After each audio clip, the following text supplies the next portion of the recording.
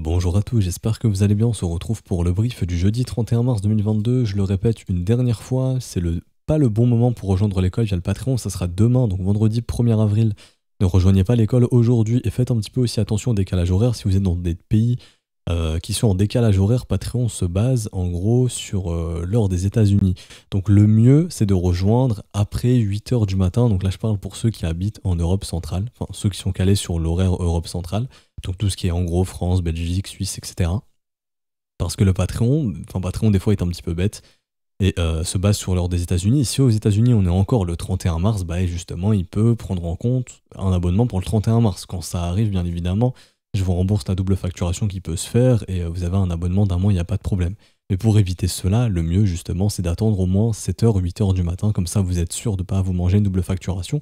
Et 7 h, 8 h, heure française ou heure belge, suisse, peu importe, mais pas 7 h, 8 h par exemple de votre pays à vous, parce que des fois il y a des décalages horaires pour ceux qui sont au Canada ou en Chine ou peu importe dans le monde, hein, peu importe, ok. Du coup, c'était la petite parenthèse. Aujourd'hui on se fait un petit peu le Bitcoin très rapidement parce qu'il se passe absolument rien, pas de volatilité. On parlera un petit peu du S&P 500 je pense, et on parlera de REP ici, donc je fais une mise à jour maintenant parce qu'il redevient assez encourageant maintenant, vu que les W vont se reformer, on va en parler. Aujourd'hui, je continue de noter vos assets, bien évidemment. Je compte aussi faire Luna. Luna, je le ferai probablement demain. Une petite mise à jour sur Luna. Et n'hésitez pas encore à mettre en commentaire les assets que vous voulez que j'analyse. Je regarde ceux qui reviennent le plus et surtout ceux qui sont intéressants. Par exemple, il y a Jasmine qui revient beaucoup, mais je crois qu'il est vertical de ce que j'ai vu.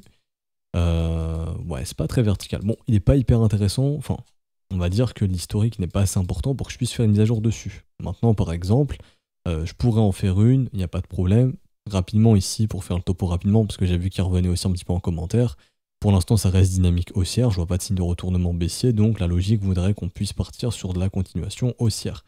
Maintenant, si on perd ce niveau ici des 3 centimes environ, ça sent le retournement, et donc à ce moment-là, capturer des achats dans cette zone jusqu'aux environs des 0,0195, ça peut être intéressant, ok. Mais voilà, c'était vraiment une mise à jour rapide, je pourrais en faire une un petit peu plus poussée plus tard. Et voilà, j'explique un petit peu pourquoi je peux pas faire tous les assets, et j'essaie de prendre ceux qui sont les plus intéressants techniquement. Parenthèse vraiment fermée. On commence, analyse du Bitcoin. Alors, le BTC qui continue de consolider, on a une petite zone de combat en daily qui est bien identifiée maintenant. Elle est juste ici. Donc le point le plus haut ici.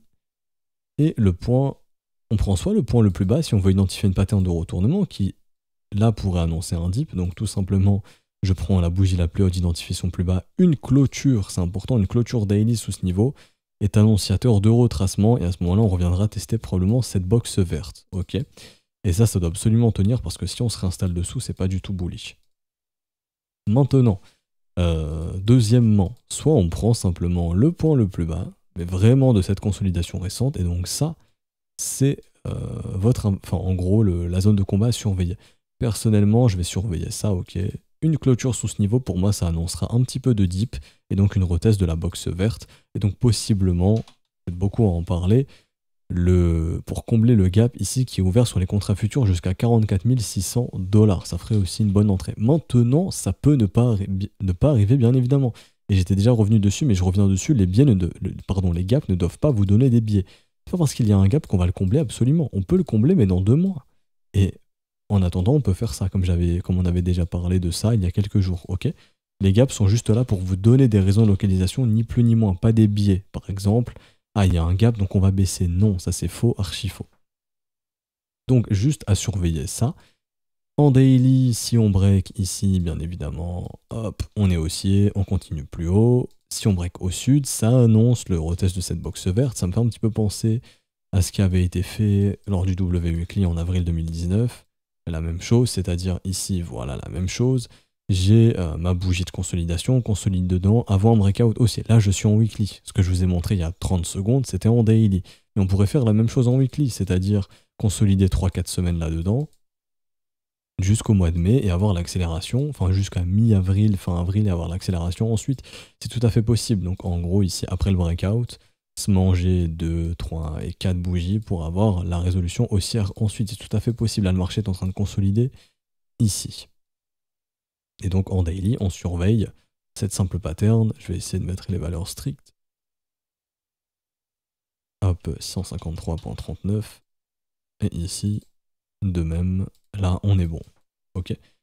Donc, clôture sous ce niveau, je répète, ça annonce un retest de cette box verte. Clôture au-dessus, continuation haussière. Et donc, la décision de trading, bah, ça peut être simplement, si on casse ici, j'essaye d'acheter sur spot dans cette zone verte parce que c'est une bonne zone d'achat. Si on casse au nord, j'ai un signal d'achat ici avec un stop où ça, soit sous le plus bas, donc ici, soit sous cette bougie. Je pense qu'allez, on n'est pas très loin, autant le mettre ici. Et donc derrière, c'est vous qui targetez ce que vous voulez, hein. Soit la zone de rechargement de short, soit les 0,5, soit 2 pour 1, soit 3 pour 1, enfin, vous voyez un petit peu ce que vous voyez. C'est pas un conseil d'investissement, c'est juste une idée de trading que je pourrais prendre, par exemple. Bon, je la prendrai pas, mais c'est un truc que je pourrais prendre en compte. Voilà, une idée de trade tout simple pour trader de la continuation.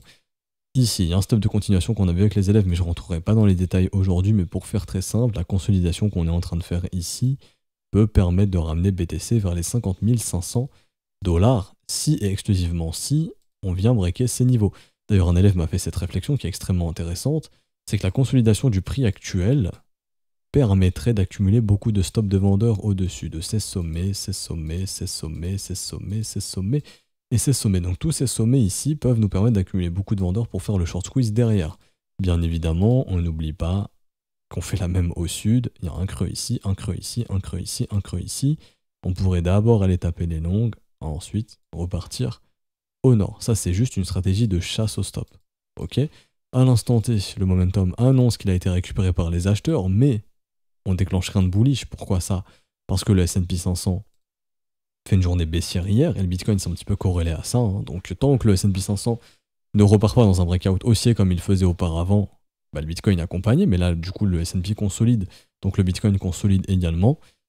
Et du coup ce qu'il faudrait c'est une reprise haussière du S&P, je pense, pour donner un petit peu de jus aux crypto et que pour elle également elle puisse repartir. Actuellement pour moi le seul bémol sur ce marché, c'est pas vraiment le Bitcoin, j'en ai parlé avec les élèves tout à l'heure, c'est quand je regarde ici, donc là j'ai l'open interest de tout sauf BTC ETH, donc les altcoins, hein. On est en train de voir que sur cette consolidation, là je vais passer en 15 minutes. Donc là le Bitcoin est plat, hein. On est d'accord qu'il est consolide, il est absolument plat, il est en range, ici. Je vais attendre que l'open interest puisse charger.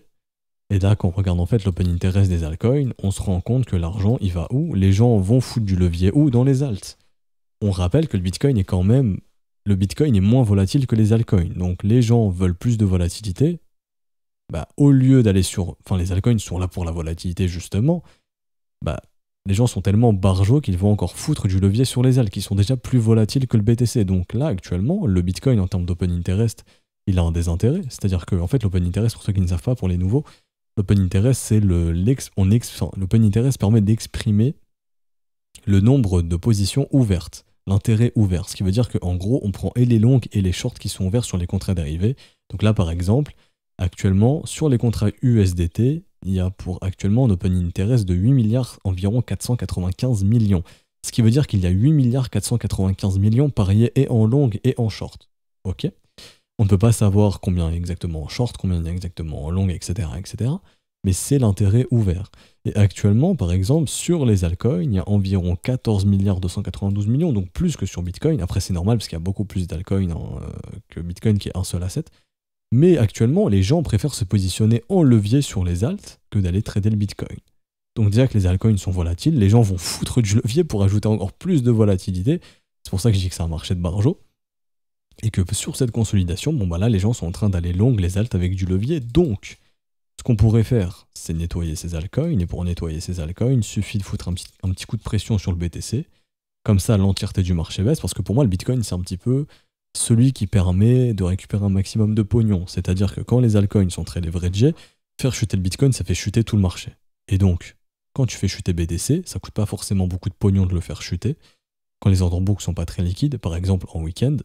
Et derrière, tu fais chuter toutes les alts et tu récupères un maximum de pognon parce que tu liquides un maximum de gens sur les altcoins également qui sont très volatiles. Et il suffit d'avoir un petit peu de volatilité sur le BTC, un moins 4, moins 5%.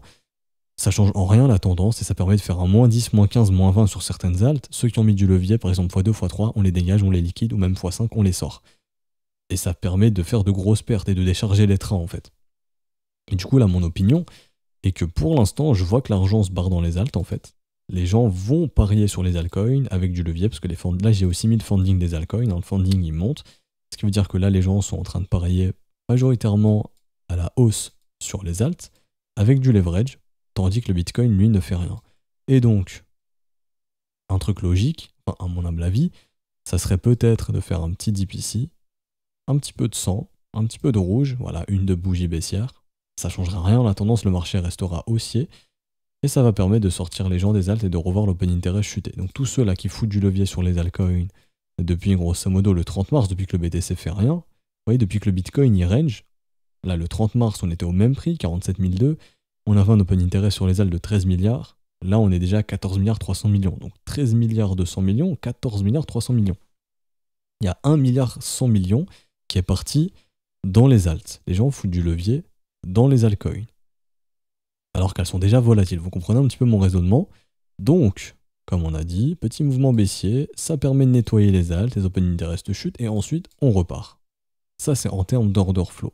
Maintenant en termes d'action du prix, tant qu'on garde ces creux, bon bah c'est bullish, hein, et allons chercher la continuation, et allons chercher potentiellement dans les 50 000 $. Mais là la petite remarque que je fais, c'est que c'est dommage d'avoir un petit peu trop de levier dans les alts, donc je ne me serais pas étonné de voir un petit dip, juste histoire de nettoyer un peu les alts, hop, et ensuite ben, on repart, on nettoie un petit peu les altcoins.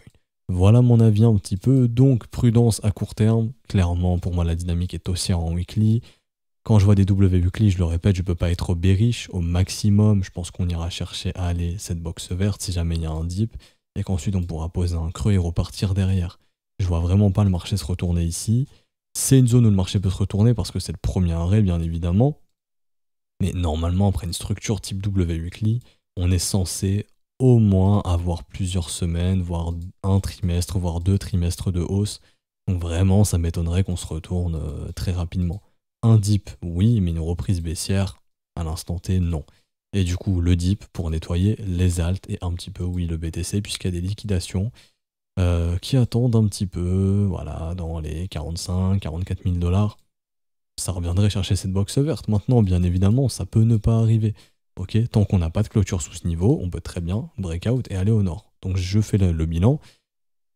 Pour le directionnel, on attend la clôture. Si c'est ici, bon bah là, à ce moment-là, c'est haussier et il y a de grandes chances de revoir les prix continuer de monter au moins jusqu'au prochain objectif, les 50 000 $. Chiffre rond psychologique. Par contre, si cassure baissière ici, on s'attend à un petit nettoyage des alts et donc à un petit dip qui viendrait chercher cette box verte très rapidement pour remonter derrière. Pour moi, c'est le plus probable au niveau du court terme. Et du coup, Ethereum, je le fais pas puisque honnêtement, c'est exactement comme le Bitcoin, il y a rien de très intéressant. S&P 500, on a une zone de combat bien établie, j'ai mis une alerte sous les 4565 points et au-dessus des 4631. Une cassure haussière pourrait indiquer un test de cette résistance, des 4700, une grosse résistance parce que c'est l'endroit précédent où la smart money a distribué, on le voit ici, on a vraiment buté longtemps dans cette zone. Et une fois que le marché est repassé dessous, ça a servi de résistance et on a déclenché le gros mouvement baissier derrière. Donc c'est simple, si on breakout au nord, direction ici, et là ça va batailler. Si vraiment ça passe, ça ouvre les portes un nouvel ATH. Et le marché américain fera un nouvel ATH et donc ça faciliterait énormément les crypto-monnaies. Alors du coup, pour terminer, on va sur REP. Alors REP ici, on est où? Bon bah on localise, donc déjà... On prend le bottom ultime, le top ultime. Bon, je prends pas la grosse mèche ici, je prends jusqu'ici. Donc déjà, on est sous la zone de rechargement long terme. Donc déjà, tout ce qui est... Si vous voulez être investisseur de rep, hein, dites-vous qu'à long terme, tout ce qui évolue dans ou sous cette box, bah, c'est de l'achat. C'est-à-dire qu'un investisseur, il va pas prendre profit là-dedans. Si l'investisseur, il achète du rep, il veut le revendre plus haut. Et donc la zone de vente, elle est donc là-haut, dans la zone de rechargement de short. Ok. Donc le mec qui a investi déjà vend pas avant les 50. Là je suis en euros, donc pas avant 57, 71 euros. Donc on est loin des objectifs de vente encore. Maintenant, je prends le bottom actuel, enfin en gros le bottom d'ici, et je prends le top. Je vais juste rajuster mon fib, il y a un tout petit décalage. Hop, ça change rien, mais c'est pour la précision. Et là on est où? Bah, on est en pleine zone de rechargement à nouveau. Donc là actuellement, REP, les investisseurs qui sont intéressés par le REP, s'ils trouvent que fondamentalement c'est bien ou peu importe, ici peuvent se repositionner là-dedans. Et quelle structure avons-nous? Et on achète toujours ces structures, on n'achète pas quand c'est vertical, ok. Là il y a des trades à prendre pour les traders de continuation, mais pour l'investisseur, à part l'investisseur très long terme, qui s'autorise à acheter dans cette zone.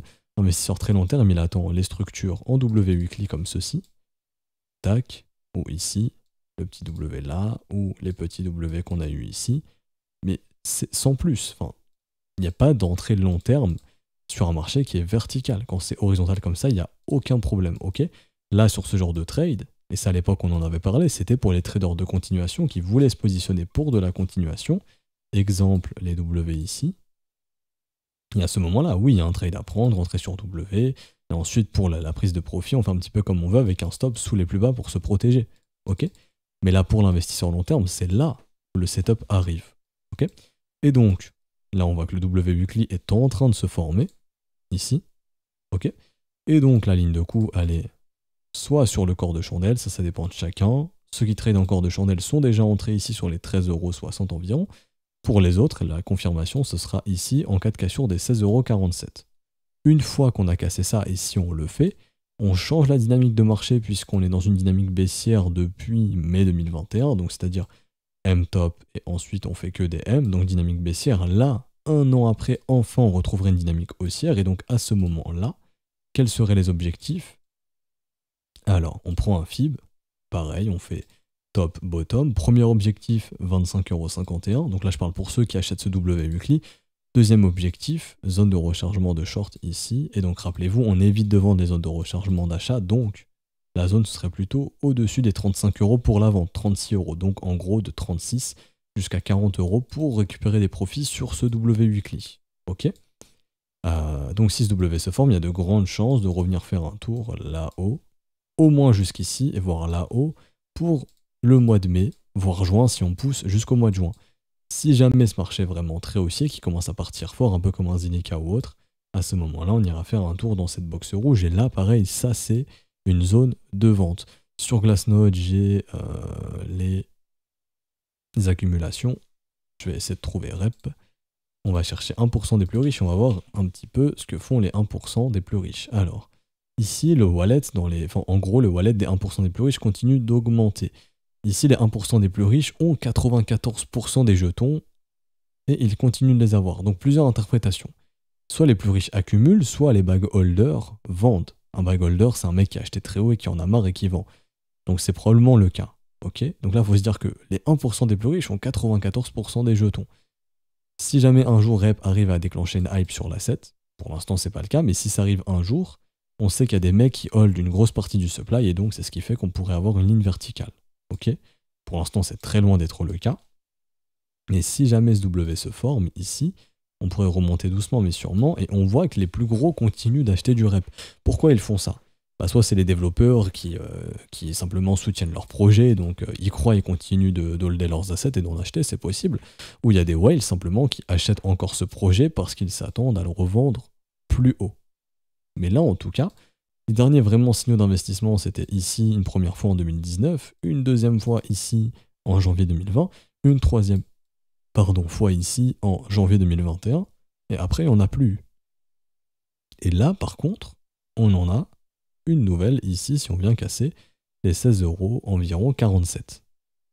Et généralement, ce genre de W ont déclenché des mouvements haussiers assez intéressants. Donc là, on parle juste de retracement. Si vraiment on est en train d'instaurer un marché haussier à long terme, etc., à ce moment-là, on ira plus haut. Et donc là, on va passer en mensuel.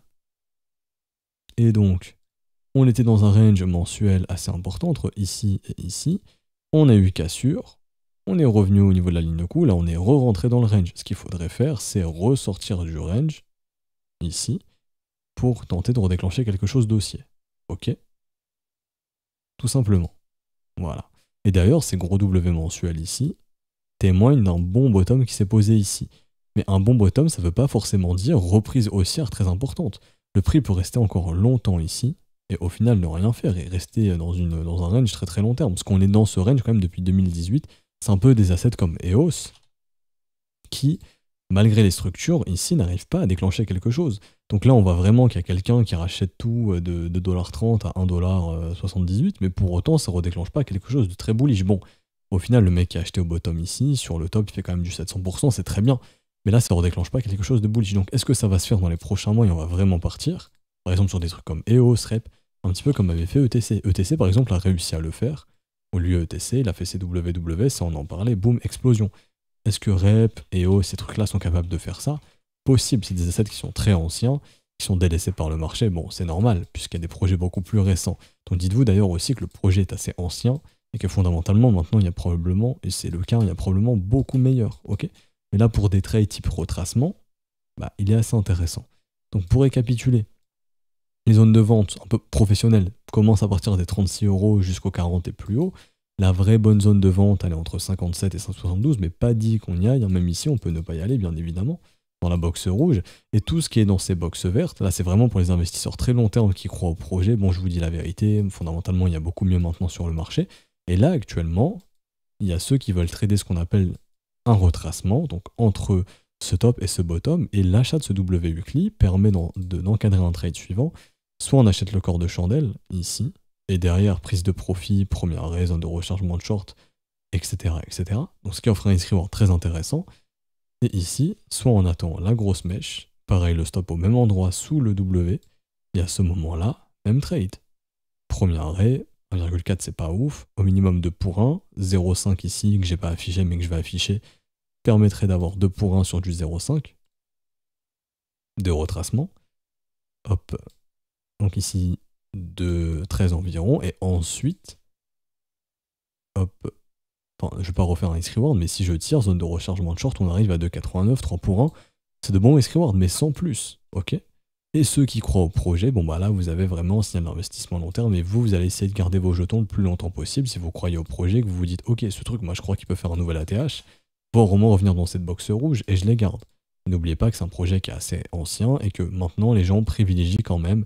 Et la smart money privilégie les assets les plus récents, fondamentaux, les plus récents et les plus prometteurs. Ok, donc on va s'arrêter ici pour aujourd'hui. J'espère que ça vous aura plu. Si c'est le cas, n'hésitez pas à laisser un petit pouce bleu, vous abonner si ce n'est pas déjà fait.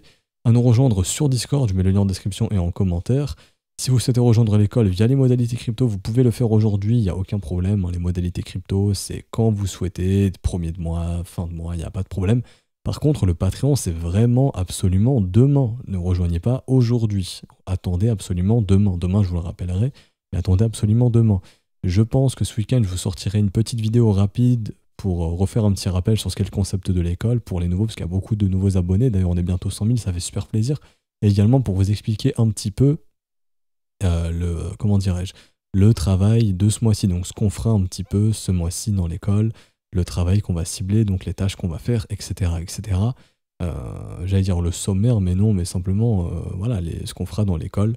J'ai perdu le mot, je l'avais il y a 30 secondes, mais je l'ai perdu, mais je pense que vous avez compris. Le petit résumé, voilà, qu'on fera dans l'école de ce mois-ci. Du coup, je vous souhaite une bonne journée, on se retrouve demain matin pour le dernier brief de cette semaine, parce que ce sera vendredi, il n'y a pas de brief le week-end. Du coup, on se retrouve demain, bonne journée à vous, ciao ciao.